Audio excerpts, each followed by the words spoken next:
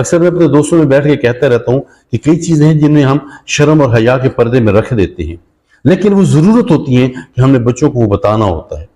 अब बच्चे जब जवान होते हैं, उनके जिस्म में मुख्तलिफ तब्दीलियां रूनुमा होती हैं। हम बच्चों की मैं बात करता हूँ, लड़कों को वालिद हम उनको आगाह नहीं करते, वालिद हम उनको गाइड नहीं करते। वालिदा जो हैं, ये बाज लोगों को शायद ये वीडियो अच्छी नहीं लग रही हो, लेकिन मैं कहता हूँ कि जब बच्ची जवान होती है, उसके जिस्म में तब्दीलियां आती हैं, तो वालिदा उसे गाइड करती है, लेकिन वालिद अपने बच्चे को गाइड नहीं करता।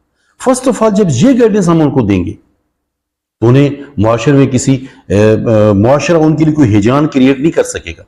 ठीक है, देन हर स्टेप पे अपने बच्चों को गाइड कीजिए, उन्हें इन्फॉर्म कीजिए। मुआशरे में जिस टाइप की भी डेवलपमेंट्स हो रही हैं, सियासी डेवलपमेंट्स हो रही हैं, किसी जुर्म की डेवलपमेंट, कोई जुर्म हुआ है, जैसे अब मुझे अच्छे से याद है कि मेरे बच्चे छोटे थे, ज़ैनब का जब वाक़या हुआ, मैंने अपने तीनों